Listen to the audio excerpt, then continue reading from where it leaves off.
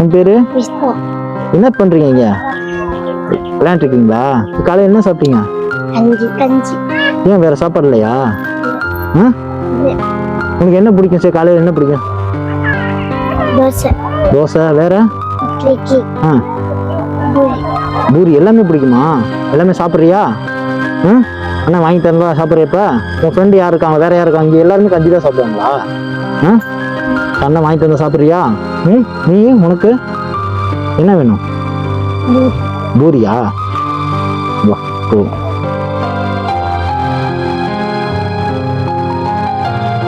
எங்கே இருந்து எங்க ஐயா தீபம் மாதிரி அந்த கடவுள் பெருமாள் மாதிரி வந்து இந்த இல்லாத மக்களுக்கெல்லாம் உதவி பண்ணி எங்க மக்களை காப்பாற்றினதுக்கு எவ்வளோ கோடி நன்றி சொல்லணும், எவ்வளோ நன்றியெல்லாம் காக்கணும். அங்கெல்லாம் போயிட்டு தேசமெல்லாம் சுற்றி வந்தோம். எங்களுக்கு எதுவும் கிடைக்காம எங்கேயோ இருந்து எங்க அப்பா மாதிரி பெற்றவங்க மாதிரி இந்த கடவுளை மாதிரி வந்து எங்களை காப்பாற்றினதுக்கு எங்க மக்களுக்கெல்லாம் உணவு கொடுத்ததுக்கு உங்களுக்கு எவ்வளோ நன்றி சொல்லணும்னு எங்க மக்களெல்லாம் காத்திருந்து நன்றி சொல்லணும்.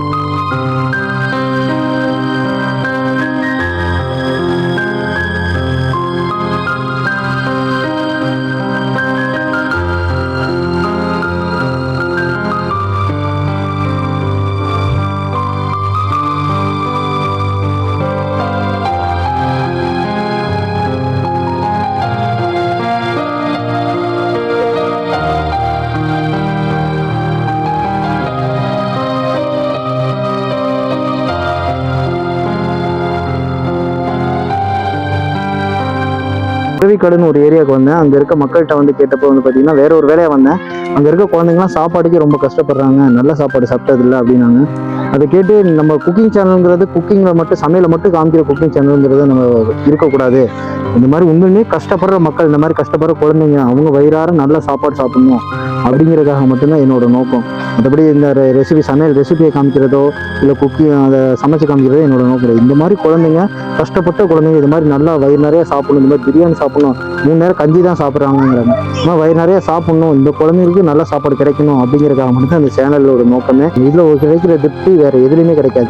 இதுதான் உண்மையான திருப்தி. எல்லா குழந்தைங்களும் வயிறார சாப்பிட்டு அந்த குழந்தைங்க சாப்பிட்ற பார்க்குறது எனக்கே அவ்வளோ ஆசையாக இருக்குது. சரி, இவ்வளோ மனசு ஒரு பக்கம் கஷ்டமாக இருந்தால் இன்னொரு மனசு சந்தோஷமாகவும் இருக்குது. சரி, இந்த குழந்தைங்க இவ்வளோ அழகாக சாப்பிட்றாங்க, நம்ம இவ்வளோ ஒரு நல்ல சாப்பாடு சாப்பிட்றாங்கிற திருப்தி கிடைக்குது. இந்த மாதிரி இன்னும் ஒவ்வொரு ஊர் பக்கத்துக்கு நிறைய குழந்தைங்க கஷ்டப்படுறவங்க இருப்பாங்க. எல்லாரும் அவங்களுக்கு வந்து பெரிய லெவல்லாம் செய்யணும். இந்த மாதிரி வயிறார அந்த குழந்தைங்களுக்கு சாப்பாடு கொடுத்தாலே போதும். ஒரு குழந்தைங்க சாப்பிட்றத பாருங்க. சாப்பாடு நல்லா இருக்காடா தம்பி? நல்லா இருக்கா? காலையில் என்ன சாப்பிட்டா? கஞ்சி தான் சாப்பிட்டியா? சாப்பிட நல்லா சாப்பிடு.